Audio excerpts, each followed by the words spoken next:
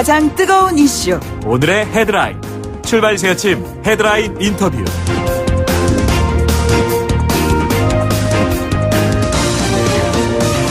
네, 지난주에 한미 정상회담 있지 않았습니까? 이것에 대한 북한의 입장이 나왔습니다. 오프닝을 통해서도 잠시 언급을 했습니다만 다소 자극적인 언어를 써가면서 북한이 불편한 신기를 표현을 했습니다. 반면에 3차 북미 회담에 대해서는 긍정적인 일부 시그널도 있었습니다. 대화의 끈은 여전히 붙잡고 있겠다, 이런 것이 아닌가 그런 생각이 드네요. 트럼프 대통령도 반응을 보였죠. 3차 북미 회담 좋을 것이다, 이렇게 답했습니다. 전문가 연결해서 이것저것 여러 가지 사안을 여쭤보도록 하겠습니다. 조성열 국가안보전략연구원의 자문연구위원 전화 연결되어 있습니다. 위원님 안녕하십니까? 예, 안녕하세요. 예, 김정은 위원장의 시정연설, 이게 3차 북미 회담에 대한 일종의 북한 쪽의 시그널이라고 봐도 되겠습니까? 예, 그렇습니다. 시정연설 내용 보면은 이제 한미 정상회담이 끝난 직후에 나왔고요. 또 북한의 최고인민회의 대의원회의 과정에서 나왔기 때문에 김정은 위원장의 공식 입장이라고 볼 수 있을 것 같습니다. 근데 이제 연말까지 이 기한을 정했는데 그 이유가 무엇일까요? 예, 뭐 가장 중요한 부분은 내년 초부터 그 트럼프 대통령의 재선이 달린 대통령 그 선거전이 본격화됩니다. 지금까지 트럼프 대통령은 주로 기존에 이제 오바마 행정부가 이뤄놓은 외교적 성과들을 이제 뒤엎는 방식으로 일을 추진해 왔는데, 가장 그 성공적인 외교적 업적으로 볼 수 있는 것이 바로 북한 비핵화 관련된 내용이었습니다. 네네. 그런데 만약에 이제 내년 대선전이 본격화될 때, 그때까지 그 3차 정상회담이 나오지 않는다면, 북한이 만족할 내용이 나오지 않는다면 아마도 내년 초부터는 기존의 핵실험이라든지 미사일 시험 발사를 재개할 수 있다라고 하는 부분들이 좀 깔려 있는 것 같습니다. 예. 그런 면에서는 이제 트럼프 대통령에 대한 나름대로 엄포를 한 것이 아닌가를 생각합니다. 그럼에도 불구하고 트럼프 대통령은 서두르지 않겠다, 이런 입장을 보였고요. 뭐 스텝 바이 스텝 이런 표현도 하고 그러지 않았습니까? 그런데 지금 북한의 입장에서 또 본다면은 서두르지 않겠다는 상대에게 굳이 매달리지 않겠다, 이런 입장을 보인다고 봐야 하는 것인가요? 예, 그러니까 지금 국내 전문가들은 이 북한 경제가 매우 어렵기 때문에 북한이 이제 그 지난번 하노이 정상회담에서도 경제 제재에 매달릴 수밖에 없었다, 이렇게 평가해 왔습니다. 네네. 하지만 지금 김정은 위원장의 시정연설 내용을 보면은 북한이 기본적으로 자력갱생 경제를 더욱 강화하겠다. 따라서 그 북한 미국에 대한 제재 완화를 더 이상 요구하지 않겠다, 이런 얘기를 해 나가고 있습니다. 이것은 네네. 북한 나름대로 볼 때 적어도 금년 말까지는 국제사회 대북 제재를 견딜만 하다. 그래서 미국이 생각하는 것처럼 급한 게 북한이 아니라 바로 미국이 될 것이다라고 하는 북한 측의 반응이라고 볼 수 있습니다. 김정은 위원장의 시정연설문을 읽어보면은 미국의 올바른 자세를 가지고 우리와 공유할 수 있는 방법론을 찾은 조건에서 제3차 조미 순회회담을 하자고 한다면은 한 번은 더 해볼 용의가 있다, 이렇게 얘기하지 않았습니까? 이것은 미국에 다시 또 공을 던지는 거 아닌가요? 예, 그렇습니다. 사실은 이제 지난번 하노이 정상회담에서 트럼프 대통령이 걸어나간 것은 그리고 이제 그 하노이 정상회담 이후에 볼턴 국가안보보좌관이 지속적으로 북한에 대한 요구들, 이른바 빅딜 문서의 5개 조건을 제시하면서 네네. 북한의 태도 변화를 촉구하지 않았습니까? 그러니까 이번의 경우는 김정은 위원장이 거꾸로 미국에 대해서 북한이 공유할 수 있는 올바른 방법을 내놔라 해서 공을 이제 미국에 던졌다, 이렇게 볼 수 있습니다. 예, 여기에 대한 트럼프의 노림수가 있다면 어떤 것을 우리가 예견할 수가 있겠습니까? 예, 일단 트럼프 대통령은 그 김정은 위원장의 태도가 트럼프 대통령이 제안했던 3차 북미 정상회담에 대해서 긍정적인 반응으로 보고 있는 것 같습니다. 네네. 다만 여전히 이제 그 미국과 북한 간의 입장 차이가 크기 때문에 한 번엔 될 수 없다. 그래서 트럼프 대통령이 3차 정상회담을 하되 현재와 같이 이제 입장 차이가 큰 상태에서 바로 할 수는 없고, 네네. 작은 것들을 이제 몇 단계 거쳐서 할 수밖에 없다. 아까 말씀하신 것처럼 그 비핵화의 스텝 바이 스텝이라기보다는 단번에 할 수 있는 것이 아니라 좀 더 북한과 미국 간의 협상을 진행시켜가면서 이견을 좁혀 나갈 필요가 있다는 얘기를 한 것 같습니다. 예. 김정은 위원장이 경제 건설 집중하겠다 이런 표현, 자력 갱생이라는 표현 이런 것들이 미국을 향해서 우리에게는 다른 옵션도 있다. 이런 입장을 전달을 한 것으로 봐야 하나요? 어떻습니까? 예, 그렇습니다. 그러니까 기본적으로 지금 당장 북한이 기존에 한국과 미국과 했던 합의를 깨지는 않겠다는 거죠. 다시 말하면 경직 노선으로 돌아가지는 않지만 그 시간이 무한정 있는 것이 아니라 올 연말까지다. 그래서 적어도 금년 말까지는 북한에게 이제 그 자력갱생을 중심으로 한 경제개발에 집중을 하되 그 이상이 넘어간다면 북한도 다시 한번 핵실험이라든지 미사일 시험 할 수 있다라고 하는 가능성을 열어놨다 이렇게 볼 수 있습니다. 위원님, 그러나 대북 제재의 완화 없이 경제 부흥이 가능하겠는가? 이건 좀 앞뒤가 안 맞지 않습니까? 예, 그렇습니다. 지금 그 부분이 이제 북한으로서도 고민이라고 볼 수 있는데 북한 입장에서 본다면 경제 부흥을 일단 자력갱생을 한다 하더라도 그것이 한계가 있을 수밖에 없기 때문에 이 부분에 대해서 강한 그러니까 북한이 경제개발에 성공할 수 없다면 미국에 대해서도 타격을 주겠다.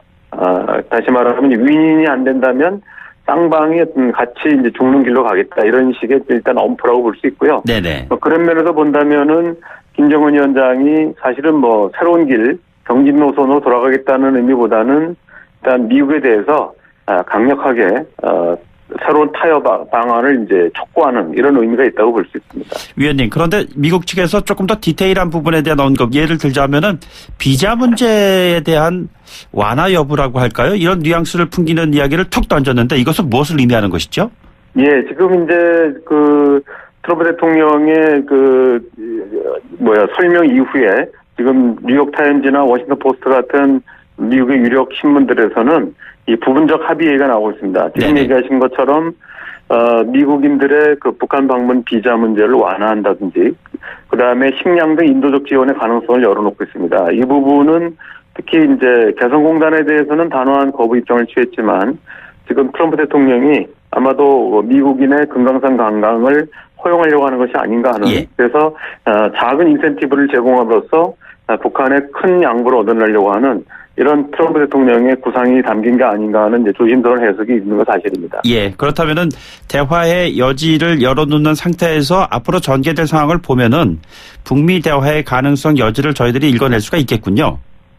예, 그렇습니다. 그러니까 바로 정상회담하기는 어렵지만 지금 폼페오 국무장관이나 김영철 당 부위원장처럼 어떤 고위급 회담을 통해서 새로운 비핵화 협상의 타결을 모색할 가능성은 여전히 있습니다. 예. 그래서 결국은 이제 북미 정상회담 자체에서는 일괄 타결과 빅딜이 불가피하겠지만 고위급 회담 여러 차례의 어떤 실무회담을 통해서 작은 교환들이 이루어질 수 있고요. 이걸 통해서 결국은 제3차 북미 정상회담으로 이어지는 이런 어떤 최종적인 완전한 비핵화 타결이 가능성이 있다 이렇게 생각합니다. 예, 물밑 북미 대화가 이어지고 있다 이렇게 봐도 되겠습니까?